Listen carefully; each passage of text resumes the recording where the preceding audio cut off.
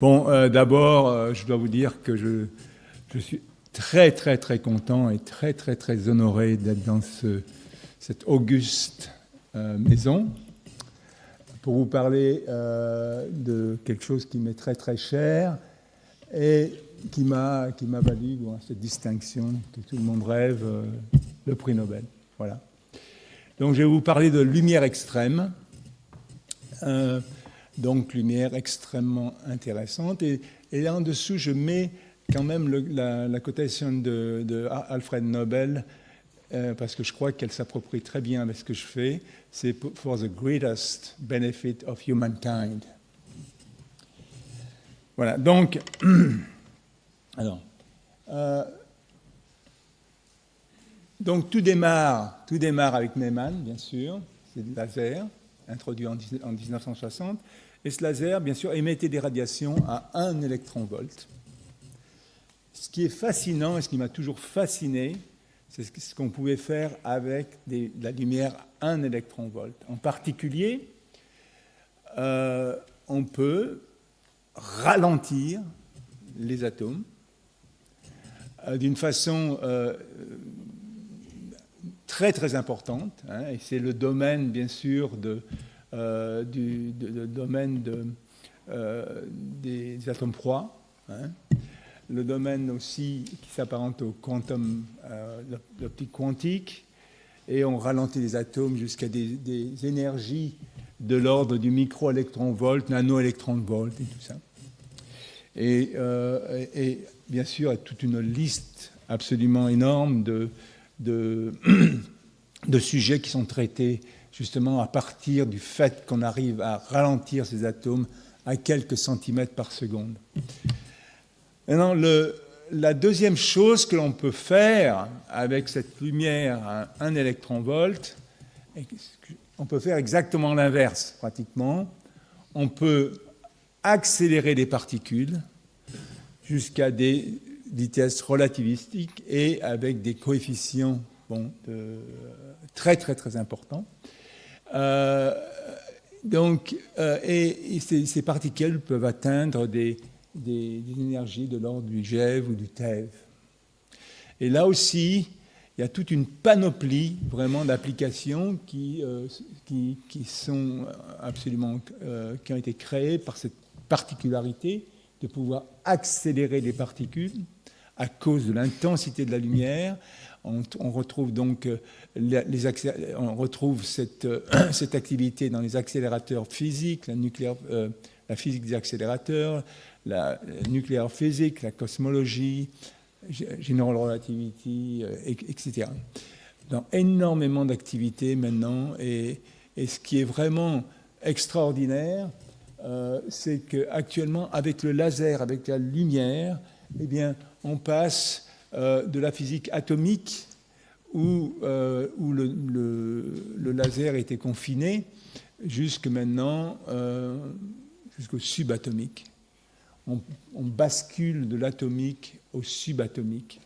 Et pour faire ça, eh bien, je vais vous montrer qu'il va falloir des très très grandes intensités. Alors, on va parler d'amplification, hein. C'est très important, bien sûr, dans les lasers, en tous les cas dans ce que je fais, dans ce que nous faisons.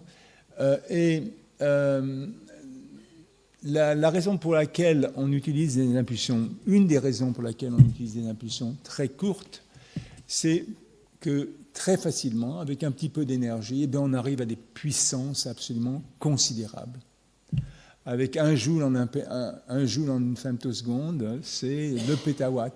C'est 1000 fois la puissance de toutes les centrales nucléaires ou les centrales produisant l'électricité dans le monde.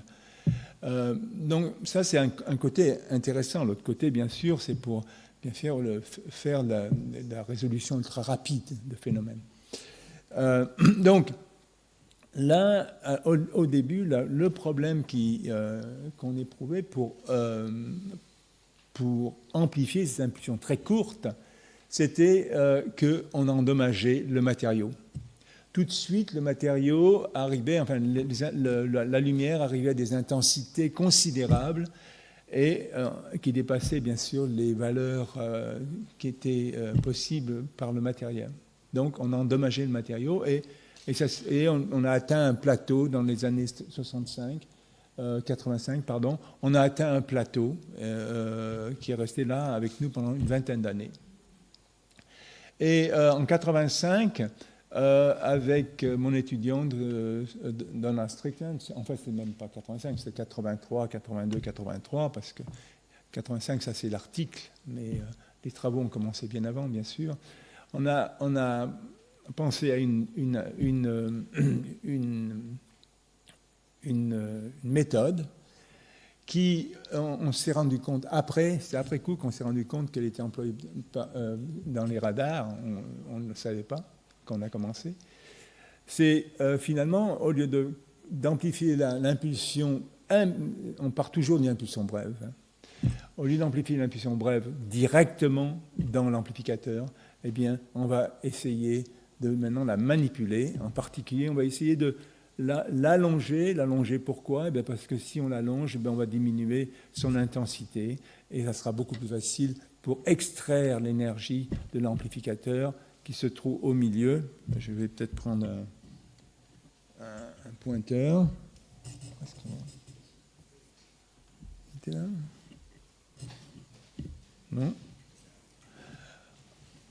Oui, ça marche ? D'accord, merci. Voilà, donc voilà, ici on a le matériau amplificateur, bien sûr, donc je reprends, on a cette impulsion courte, qui en fait, parce qu'elle est très très très courte, hein, j'ai oublié de dire, elle est composée bien sûr d'une très très grande quantité de fréquences. Et c'est ces fréquences ensuite qu'on va pouvoir disperser avec des réseaux de façon à pouvoir allonger l'impulsion. Et donc, on va pouvoir extraire l'énergie de l'amplificateur sans l'endommager. Une fois que l'énergie est extraite, on fait donc la chose inverse. Après, on prend pratiquement les mêmes types de réseaux et ensuite on peut ramener toutes ces impulsions exactement et idéalement comme c'était au départ, mais cette fois-ci on a multiplié l'énergie par un facteur peut-être de 10 puissance 10. C'est extraordinaire. Oui. Il est meilleur.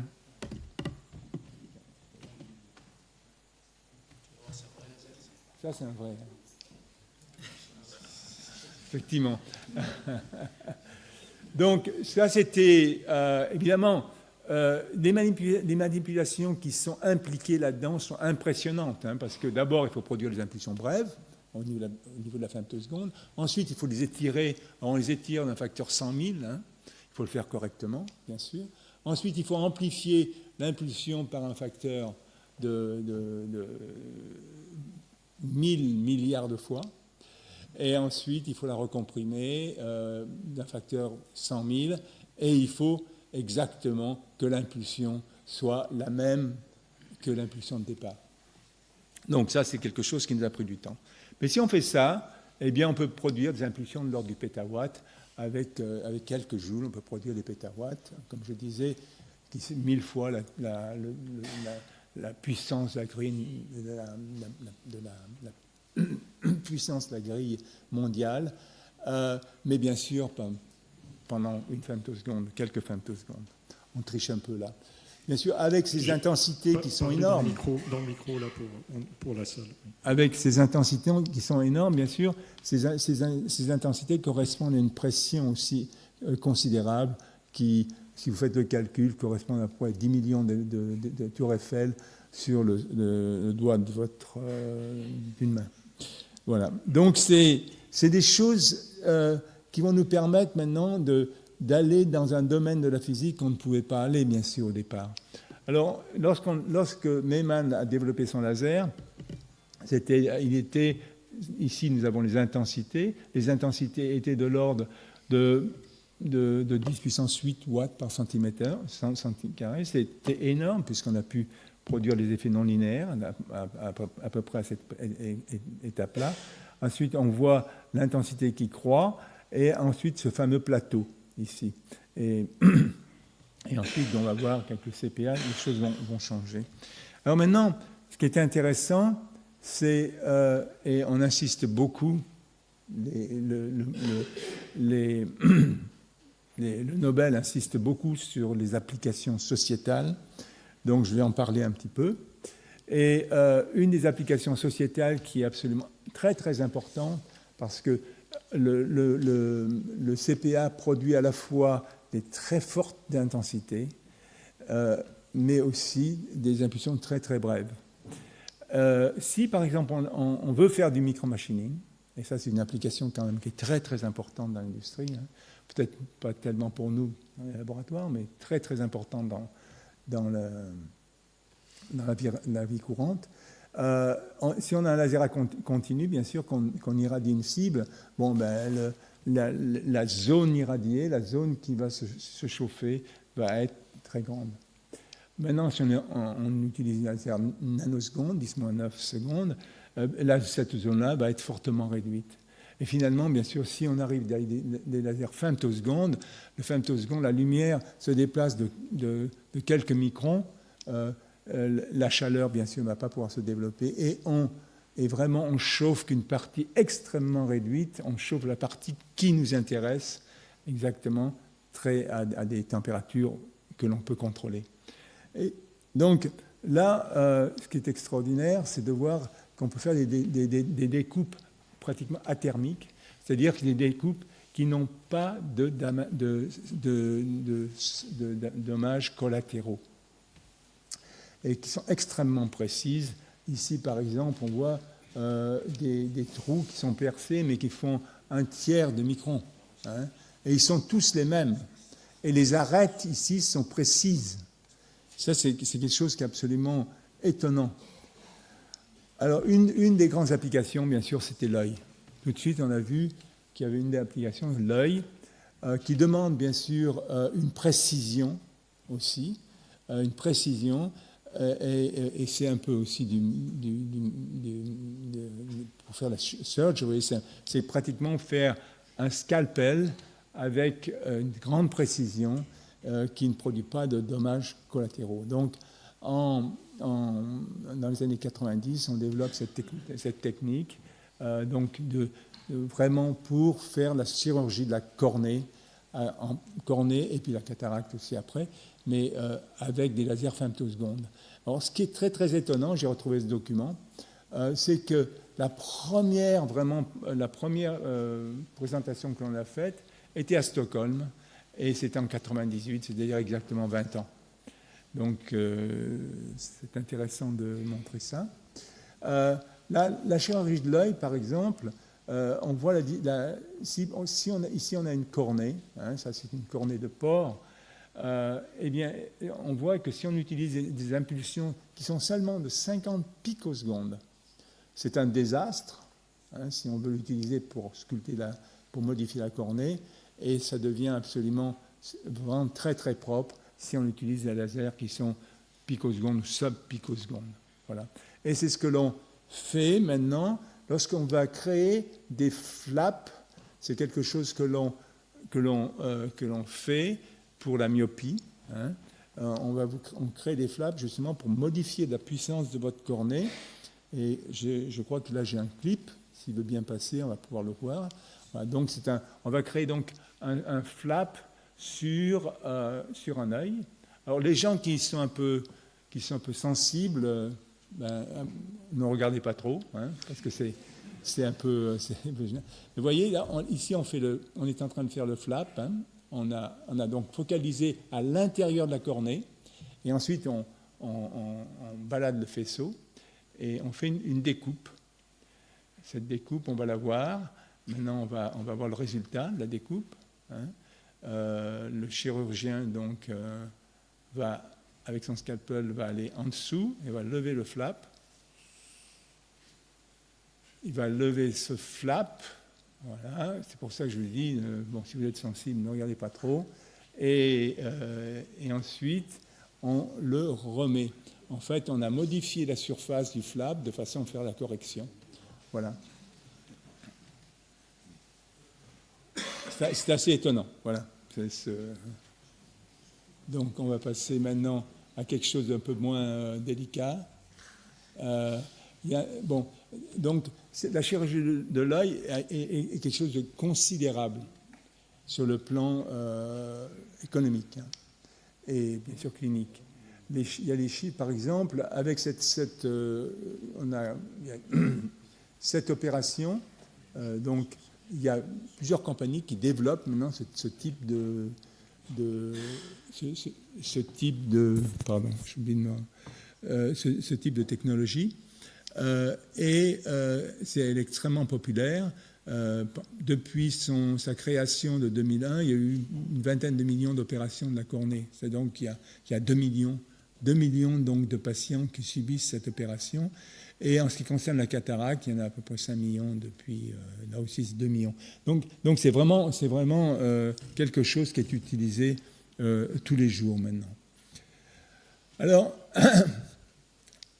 ce que je vous décris se passe à peu près à ce niveau d'intensité-là, okay, ce fameux plateau. Alors maintenant, avec le CPA, on va pouvoir grimper bien plus haut. On va pouvoir aller à des intensités maintenant où les électrons dans le champ électrique laser deviennent relativistes. Donc, ils vont se déplacer, bien sûr, sous l'action maintenant, pas seulement du champ électrique, mais sous l'action du champ électromagnétique. Et ils vont se déplacer de façon différente. Et c'est ce qui va donner lieu à des accélérations absolument fulgurantes. Donc, ça se passe à des intensités de l'ordre de 10 puissance 18. À 10 puissance 18, la masse de l'électron change. Et on va pouvoir accélérer les particules. Alors, pour accélérer les particules, en fait, ce que l'on utilise, et vous allez voir, c'est une méthode absolument étonnante, ce qu'on appelle le wake field. Exactement comme ce qu'il se passe chez les surfeurs, utilisant une vague. Ils vont surfer sur la vague, et nous, ce ne seront pas les surfeurs, bien sûr, mais ce seront les électrons qui surferont sur la vague et qui seront emportés à la vitesse de la lumière.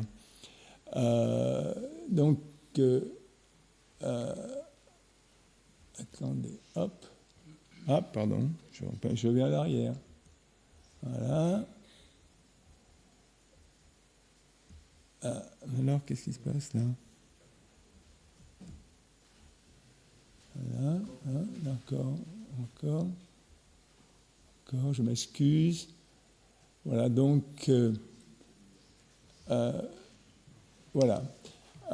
Donc, on voit cette vague ici qui est produite d'abord par l'impulsion laser qui est extrêmement intense. Et donc, cette vague ici va créer des électrons. Les électrons de cette vague vont finalement tomber dans celle-ci et elles vont être entraînées par la vague à la vitesse de la lumière. Alors, ce qui est très intéressant, c'est que actuellement, on utilise, le gain en énergie de ces électrons peut être considérable. Au début, ils étaient de l'ordre du MeV par centimètre. Maintenant, il est du GeV par centimètre. Le GeV, le GeV par centimètre, c'est pratiquement Soleil sur 1 centimètre. Donc, c'est quand même quelque chose de respectable. Et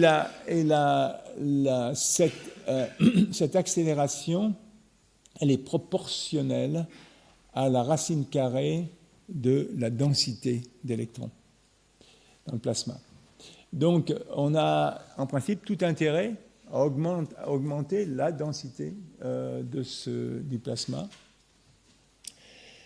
Le problème, c'est que si on augmente trop, bien sûr, la lumière ne passe plus.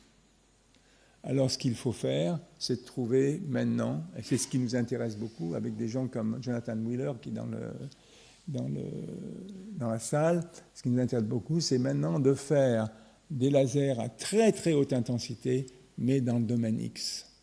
Parce que dans le domaine X, si on arrivait à faire ça, on aurait donc des énergies du téraélectronvolts par centimètre et pas le GeV par centimètre. Donc ça serait considérable. Alors, juste pour montrer ce que c'est quand même, ce que ça peut donner, ici on a, par exemple, ce grand cercle, c'est le CERN. 27 km, c'est le Large Hadron Collider, il fait 27 km de long. Et on utilise bien sûr des cellules, des radiofréquences pour accélérer les électrons.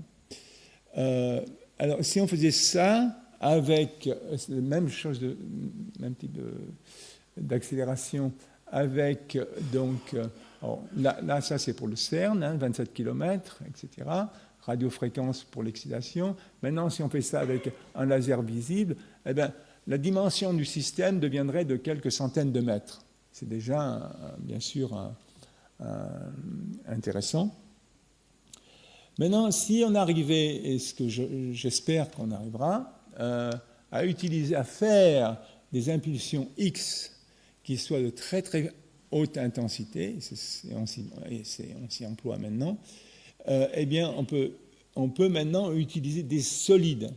Et à ce moment-là, on pourrait avoir le CERN sur un doigt. Voilà. Et c'est mon rêve.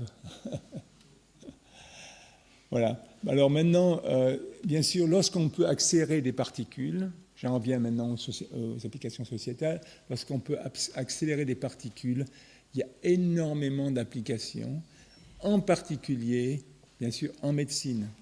Par exemple,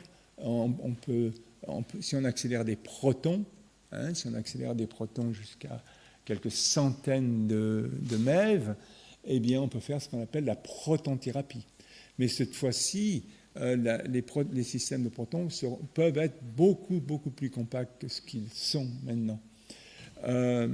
Aussi, ce que l'on peut faire, c'est, avec des protons, on peut produire des radionucléides qui peuvent être utilisés pour la thérapie nucléaire thérapie, où on rend radioactifs des pellets qui sont ensuite déposés près des tumeurs. Si maintenant on peut aussi utiliser des radioisotopes pour faire du diagnostic laser. Et ça, c'est aussi, bien sûr, très, très intéressant et extrêmement utilisé. Toutes ces trois applications, au moins ces trois applications sont très, très importantes. Elles représentent des millions des milliards d'euros, en fait, par an. Maintenant, bien sûr, il y a le rêve. Le rêve, ça serait, bien sûr, d'utiliser, si on arrivait à utiliser le laser pour produire des protons pas chers, donc avec beaucoup de protons, pour, bien sûr, essayer de traiter notre problème de déchets nucléaires dont on ne sait pas quoi faire. C'est pour ça que je suis très impressionné de voir Yves Bréchet, qui est dans la salle ici. Et voilà, ça, c'est bien sûr une idée très, très importante. On n'en est pas encore à l'exploiter du tout, mais on est en train de l'étudier. Voilà. Donc, oui, parce que la transmutation, juste je parlais de transmutation, là, bien sûr, c'est ce qu'on fait dans la transmutation, c'est qu'on change la caractéristique du noyau par introduisant un neutron. Par exemple, là, c'est pour le cas du technetium, qui est quand même un matériau important. Le technetium 99, il a un temps de vie de 200 000 ans. Si ensuite on arrive à faire entrer un neutron dans le noyau, pour parler vulgairement, c'est sans maintenant cette durée de vie maintenant, enfin le TC100 maintenant aura un temps de vie de l'ordre de 16 secondes et il va atteindre dans un noyau stable du ruthénium après ceci, quoi. En quelques secondes, donc, on passe de quelque chose qui peut être dangereux sur 200 000 ans à 16 secondes. Bien sûr, ça c'est le cas le plus favorable. Ça ne sera certainement pas le cas pour les déchets nucléaires qu'on en a, mais c'est quand même une route à exploiter. Voilà. Donc, je vais conclure maintenant en disant que la lumière extrême est capable de fournir les plus grands champs, les plus grandes accélérations, pression, température, accélération, mais aussi les plus grands espoirs à la science et à la société. Merci. Et encore une chose, et je pense que the best is yet to come. Thank you very much.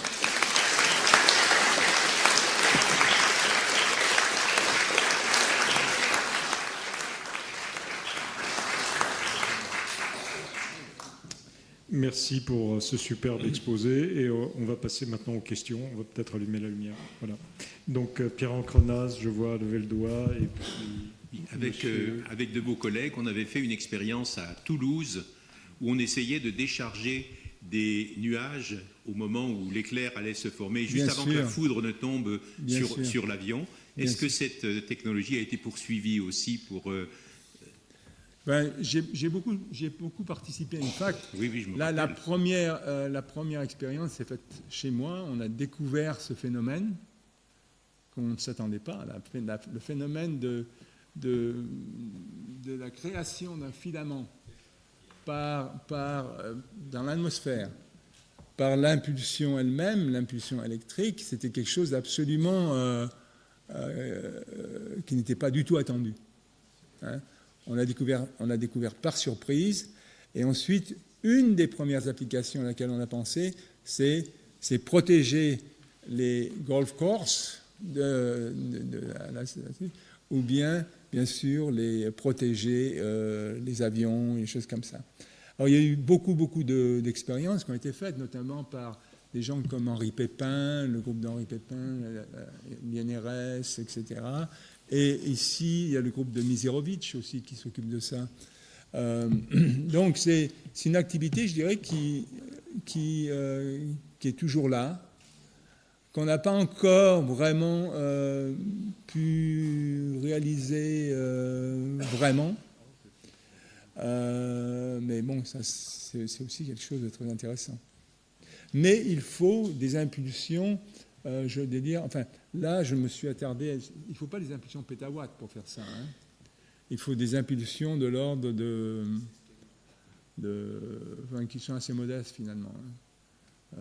Millijoules en 30 femtosecondes, ça marche. Ouais. Voilà. Allez-y, oui. Dites-nous qui vous êtes, je vous connais. Oui.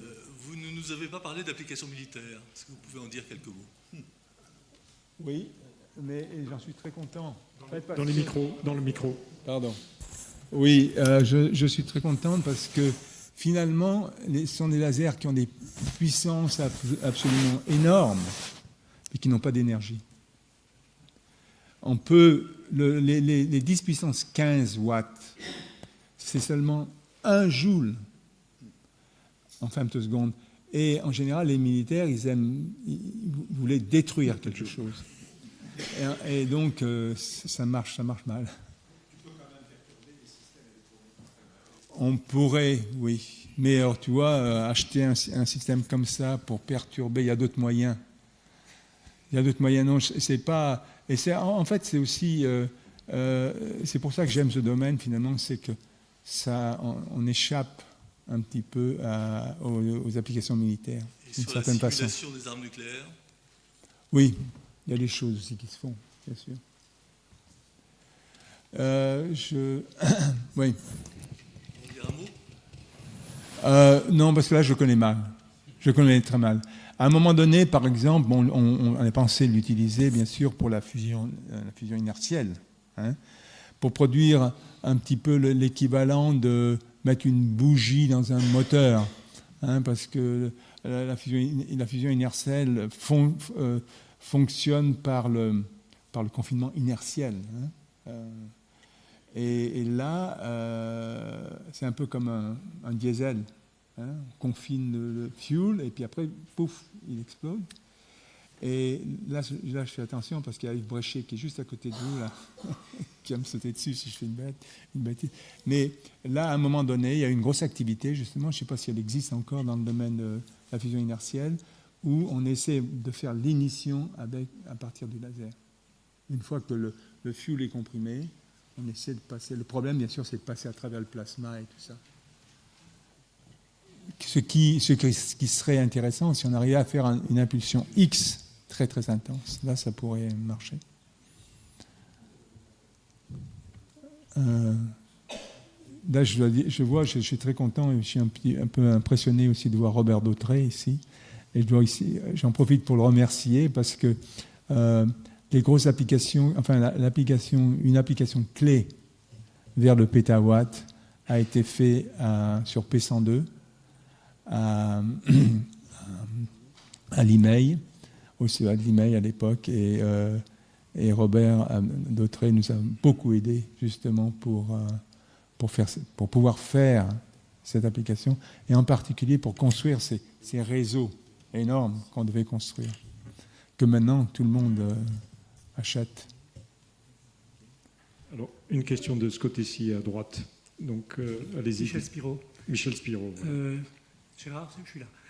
Où en est le projet qui était soutenu par le CNES d'utiliser les lasers de puissance pour détourner les débris spatiaux et les amener vers la...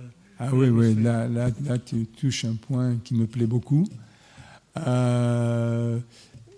C'est un domaine un petit peu qui est dérivé de ça, parce que c'est un domaine, bien sûr, on n'utilise pas, on n'a pas besoin d'utiliser le pétawatt. Par contre, ce qu'il faut faire, c'est de produire des impulsions de l'ordre des millijoules ou quelque chose comme ça, avec un très très grand taux de répétition. Et pas cher et efficace, etc. C'est pour ça qu'on développe ce fameux projet ICANN, ou XCAN, pour déorbiter les orbites. L'idée, c'est de... le problème des débris est un très très très gros problème actuellement. Chaque fois qu'on fait un lancement de fusées, de satellites, etc., on crée des millions des millions de débris parce que et qui peuvent rester très très longtemps. Et ces débris, bien sûr, d'abord, il faudrait quand même connaître leur position et ensuite pouvoir essayer de les détruire. Mais la façon de les détruire, ce n'est pas la destruction par le laser lui-même, mais c'est d'utiliser le laser pour faire l'ablation sur le débris, et c'est la poussée, la réaction produite par cette réaction qui, elle, change l'orbite du débris, et ensuite le débris va pouvoir aller dans l'atmosphère et se détruire lui-même. Daniel Kaplan, de ce côté-ci à gauche, et puis ensuite. Oui.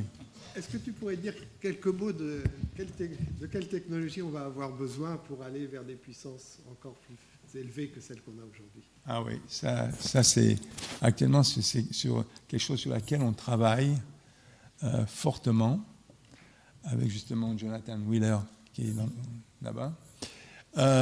Oui, comme je le disais, je crois que maintenant tout ce qu'on fait dans le laser intense, ça se fait dans le visible. Ça se fait dans le visible. Alors dans le visible, bien sûr, tu as une longueur d'onde qui est relativement importante. Il y a un temps qui est relativement important parce qu'elle est proportionnelle à la fréquence. Donc, c'est difficile d'avoir des fortes intensités parce que tu auras des impulsions forcément longues sur une surface relativement étendue. Donc, actuellement, ce que l'on fait, c'est qu'on essaie de comprimer l'impulsion dans le domaine X. C'est-à-dire, on passe du visible, on veut passer du visible, et on veut la comprimer jusque dans le visible, dans le domaine X.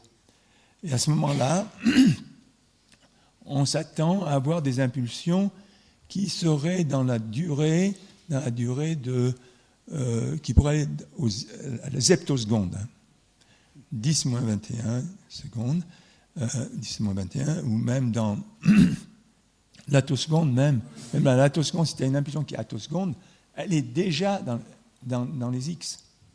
Hein?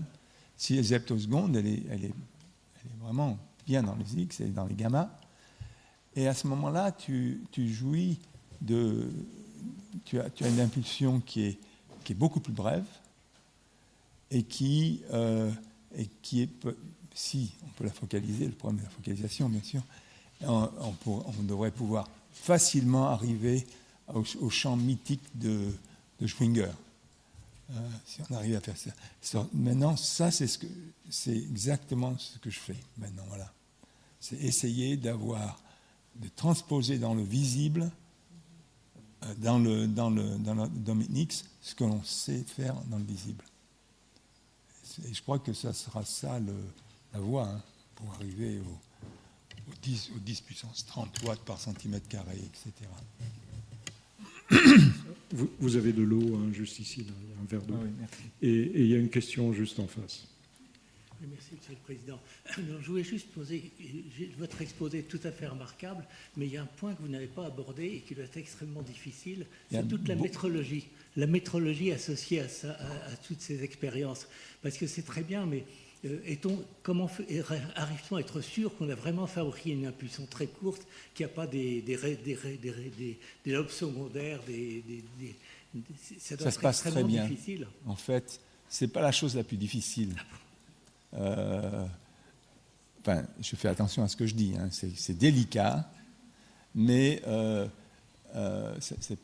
on utilise des moyens non linéaires. Hein.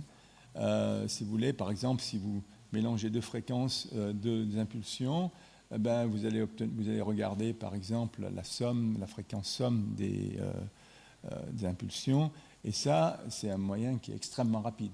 Ça suit. Donc, on utilise des moyens de ce type-là, qui sont basés sur des effets non linéaires. Et les effets non linéaires, ils ont typiquement un temps caractéristique d'une réponse qui se trouve dans l'attoseconde. Voilà. Et ça se passe, de ce côté-là, ça se passe très très bien. Bernard Roch, biologiste, de ce côté-ci à gauche. Oui, c'est pour en revenir aux questions d'utilisation du laser, de votre laser dans la chirurgie de l'œil. Oui. Et on sait bien que la cornée, c'est un des organes les mieux innervés de tout notre organisme, à partir du ganglion trigéminal. Bien sûr. Et que quand vous utilisez votre laser, évidemment, ça peut provoquer un échauffement, par exemple. Vous allez me dire si oui ou non, et dans ce cas-là, une douleur à l'impulsion thermique, si je puis dire. Oui. Est-ce que vous observez ça? Il n'y a jamais Non, mais justement, c'est pour ça que j'appelle ça un scalpel. Dans le micro. J'appelle ça un scalpel parce qu'il y a très très peu d'échauffement, justement. Parce que j'ai essayé de démontrer avec une slide, là où on voyait les impulsions sont très très très courtes. Et alors, on arrive très facilement au seuil de rupture, de dommage, si vous voulez, très très très rapidement, avec très très peu d'énergie. Donc on dépose vraiment très peu d'énergie. Donc on n'échauffe pas la cornée, mais votre point est très, très valable autrement. Hein. C'est pour ça qu'on ne peut pas faire ça avec des impulsions nanosecondes, par exemple. Ça, c'est désastreux. Mais avec des impulsions femtosecondes, tout de suite, si vous voulez, les seuils de claquage sont faibles. Voilà.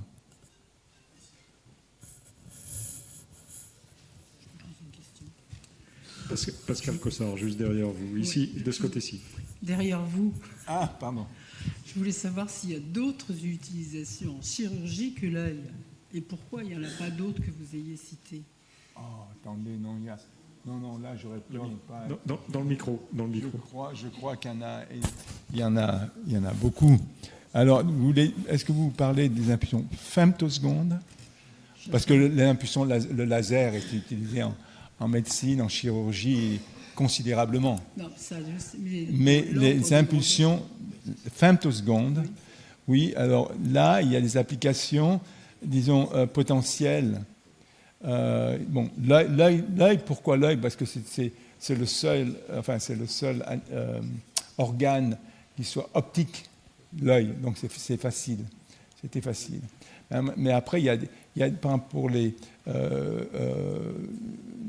opérations, certains types d'opérations dans les oreilles, les choses comme ça, ou dans les colonnes vertébrales, chaque fois qu'il faut enlever très très peu de matière avec très grande précision et sans échauffement. Voilà. Dans le cerveau, c'est la même chose aussi. Oui. Roger Ballion. Oui, vous avez fait allusion à l'utilisation pour la cataracte. Qu'est-ce qu'on fait avec ça pour la cataracte? Pour la cataracte, eh bien, ce que l'on fait actuellement, c'est dommage parce que j'avais un clip là que qui m'est pas arrivé à temps parce que le travail a été fait en Californie. Mais ce que l'on fait, c'est qu'au lieu d'utiliser les méthodes acoustiques pour casser comment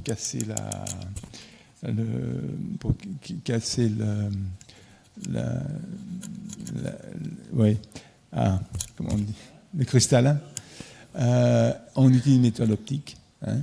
C'est-à-dire on découpe vraiment, c'est extraordinaire. Hein. On découpe ça n'interdit pas du tout, ça oblige quand même à remettre un cristal artificiel ensuite. Bien sûr, il faut mettre un implant, oui, bien sûr. Oui. Mais c'est beaucoup plus, paraît-il, d'après les ophtalmos, c'est plus satisfaisant que les méthodes actuelles. Ça évite la cataracte secondaire, par exemple. Daniel Louvard, juste ici aussi. Oui. Puisqu'on en est dans les applications médicales, ouais. Vous en êtes de... je ne suis pas médecin. Hein. Non, mais ça ne fait rien. Moi, j'ai dirigé l'Institut Curie, c'est pour ça que... où on en est de cette application pour la protonthérapie, sur le plan pratique. Parce que, évidemment, c'est... Oui. Alors, moi, de 6 mètres de absolument. Ça, c'est quelque chose qui, actuellement, j'ai énormément d'espoir. Jusqu'à présent, je n'en avais pas beaucoup d'espoir, parce qu'il faut des protons de l'ordre de 300-400 MeV pour que ça soit jouable. Actuellement, quand vraiment on tourne tous les boutons, on est à une centaine de MeV. Donc, on n'est pas vraiment encore dans le coup. Mais, je suis allé vite. Et donc, je ne vais pas citer des travaux qu'on fait sur la compression d'impulsion, la génération d'impulsion à un seul cycle optique. Vous voyez, une impulsion, même une impulsion qui fait une vingtaine de femtosecondes, le cycle optique, c'est 2 femtosecondes. Elle comprend une vingtaine de cycles optiques. Okay. Maintenant, on travaille sur une technique qui permet d'en isoler d'avoir qu'un cycle optique. Et ça a l'énorme avantage pour l'application que vous citez, la protonthérapie. C'est la production de protons. À haute énergie, presque relativiste, c'est que parce qu'on n'a qu'un seul cycle, l'énergie qu'on peut avoir est tout de suite très élevée. Lorsqu'on a une impulsion qui fait une dizaine de cycles, 20 femtosecondes, comme celle que nous utilisons actuellement, eh ben, c'est un peu comme sur la mer, vous avez des vagues, etc. Et les effets des vagues se détruisent elles-mêmes. Ce n'est pas aussi efficace. Mais si vous avez un cycle, c'est comme si vous avez un tsunami. C'est-à-dire que c'est parfaitement propre devant, et on crée l'impulsion. Et donc ça, on a démontré par des simulations. Et on est en train de le démontrer justement avec des expériences. Sur la production d'un seul, avoir des impulsions brèves d'un cycle optique, actuellement c'est ce que je cherche. Et avec beaucoup d'énergie aussi. Antoine Triller de ce côté-ci, à droite. Oui, voilà, par ici. J'ai une question probablement naïve parce que je ne suis pas sûr d'avoir bien compris tous les attenants physiques, bien entendu. Mais est-ce que cet outil est utilisé aujourd'hui en embryologie expérimentale sur des animaux transparents, par exemple comme des zébrafiches ou d'autres petits animaux sur lesquels il y a besoin de faire des lésions souvent? Et pourrait-on envisager éventuellement une action subcellulaire, c'est-à-dire à l'intérieur de la cellule, faire des modifications très très locales sur des voies de sécrétion par exemple ou d'autres systèmes moléculaires? Oui, oui, bien sûr, il y a une grosse activité. Enfin, moi-même aussi, quand j'étais à Michigan, j'étais vraiment aussi impliqué avec un groupe comme ça, où on essayait de comprendre l'apoptose. Le phénomène qui, dans une cellule, où la cellule se met à se suicider. Et enfin, peut-être qu'on le sait maintenant, mais il y a 3, 4 ans ou 10 ans, on ne le savait pas. On ne savait pas pourquoi les cellules, à un moment donné, décident de se suicider. Et ça, c'est pour éviter justement qu'elles se multiplient et causent le cancer. Donc, il fallait aller donc, dans la cellule et puis essayer d'intervenir dans la cellule pour éviter ce phénomène, pour le comprendre. Voilà. C'est ce que je sais, parce que c'est la seule chose que j'ai fait avec mes collègues à Michigan. Mais il y a une grosse activité aussi, bien sûr. Parce que là encore, c'est comme dans l'œil, on a une impulsion qui est extrêmement précise, qui est rigoureusement précise, je dirais, avec peu d'énergie, et qu'on peut manipuler, et bien sûr, qui est transparente, qu'on peut utiliser dans les milieux qui sont transparents, comme la cellule, comme les cellules. Sébastien Balibar, donc ici. Oui, si je peux me permettre, parce que le problème de la transmutation est évidemment un problème extrêmement important. Mais est-ce que vous pouvez être un peu plus détaillé ou précis? Où en êtes-vous exactement? Sur quelle quantité de quel élément, par exemple, compte tenu du fait que l'objectif, c'est des milliers de tonnes d'éléments assez variés. Ouais. Bon, mais ça, c'est quelque chose. On a eu récemment, justement, c'était avec Yves Bréchet, qui était là, on a eu une réunion. J'ai mon ami Tajima, avec qui je travaille depuis 25 ans, qui est en train de pousser aussi, comme j'essaie de le pousser avec le laser, des techniques pour aborder la transmutation. Et donc on a eu une réunion avec les gens du CEA, patronnés par Yves.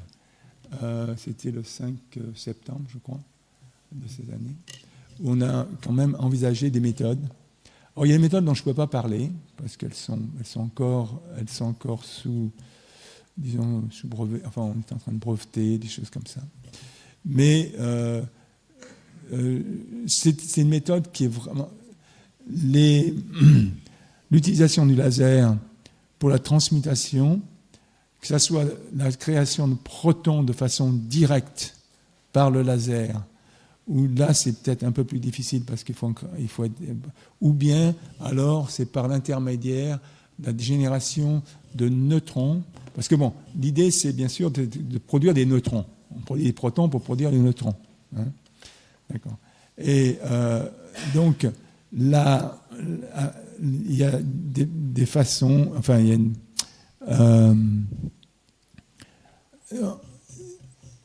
il y a, au lieu d'utiliser des neutrons, des protons de très forte énergie, qui consomment beaucoup d'énergie pour le laser, on a une façon plus efficace en faisant la fusion de deutérons, par exemple, qui elle aussi produit des neutrons.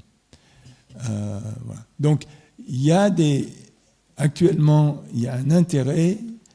Personnellement, moi, je suis extrêmement pour qu'on fasse de la recherche dans ce domaine-là, surtout si elle implique le laser. Et je dis souvent à ma femme, c'est ça que vraiment qu'il faut faire, quoi, vraiment. Mais il y a des pistes, c'est ça que je voulais vous dire. On ne sait pas très bien quelles pistes, mais il y a des pistes à poursuivre avec le laser. J'avais une question aussi. Quelle est la puissance extrême à laquelle vous êtes arrivé actuellement? Vous êtes où en termes de puissance? Non, actuellement, c'est 10-23. 10-23. Mais on doit arriver à 10-25. Dans le micro. Pardon. C'est 10-23 watts par centimètre carré. On doit arriver à 10-25 avec les lasers de type Eli, les 3 lasers activés, et puis le système Apollon. Et on peut aller encore plus haut, justement, en utilisant peut-être des techniques où on ferait intervenir des rayons X, où on ferait intervenir des particules, en collisionnant des particules avec le rayonnement laser.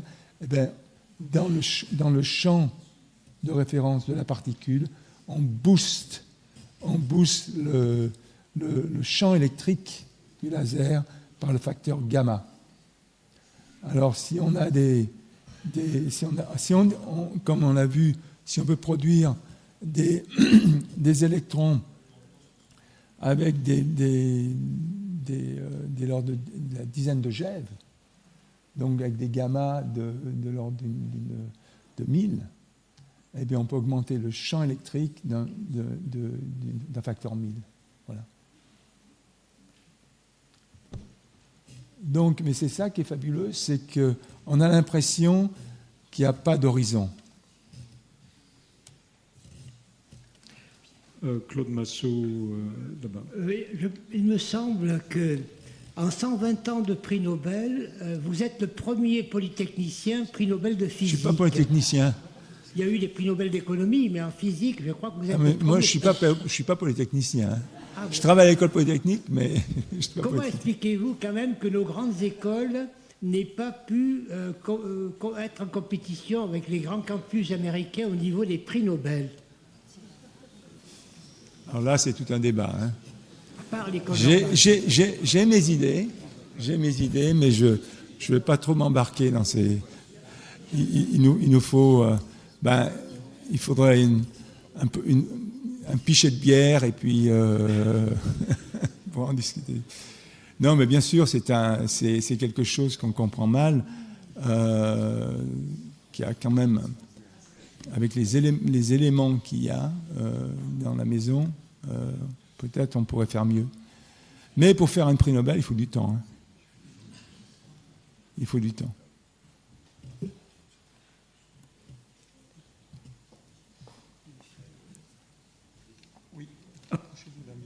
Approchez-vous d'un micro, oui.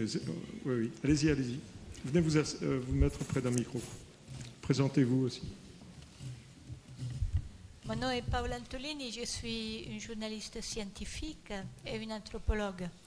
Je connais le travail du professeur Gérard Moreau et je voulais savoir combien de personnes, combien d'équipes ont travaillé avec vous tout au long de votre parcours.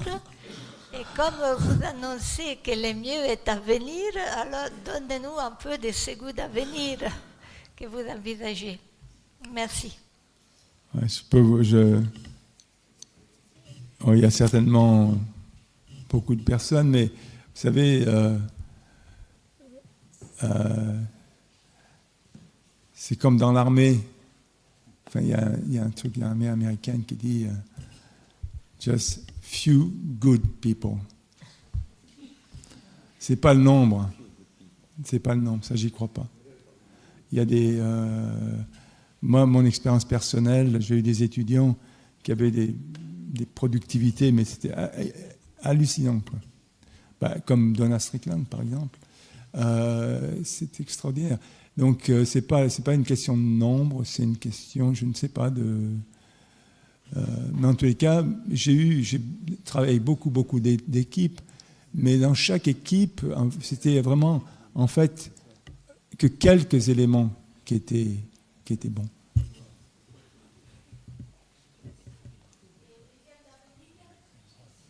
Comment? L'avenir? Moi, je pense que elle est superbe, l'avenir. Moi, je re-signe. Hein. Non, l'avenir de la recherche est merveilleuse. Ça fait 40 ans que je travaille justement sur les problèmes de la lumière extrême. Mais c'est comme si je n'avais pas bougé. On avait pratiquement un état initial. Malgré tout ce que l'on a fait, il reste encore des choses à faire. C'est comme l'horizon, quoi. On n'arrive jamais à l'atteindre. Alain Aspect voudrait prendre la parole. C'est pas une question, c'est une réponse au monsieur tout à l'heure sur Polytechnique. Je précise, je ne suis pas non plus polytechnicien. Personne n'est parfait, n'est-ce pas, mon cher ? Mais je viens de vérifier ce que je pensais. Henri Becquerel, prix Nobel pour la radioactivité, était polytechnicien. Oui. Mais il y a 120 ans. C'est ce qu'il dit.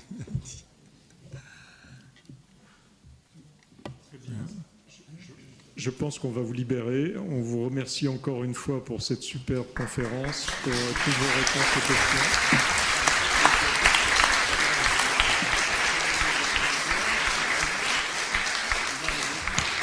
Et merci à vous tous aussi de m'avoir écouté quand même. Merci. Merci beaucoup.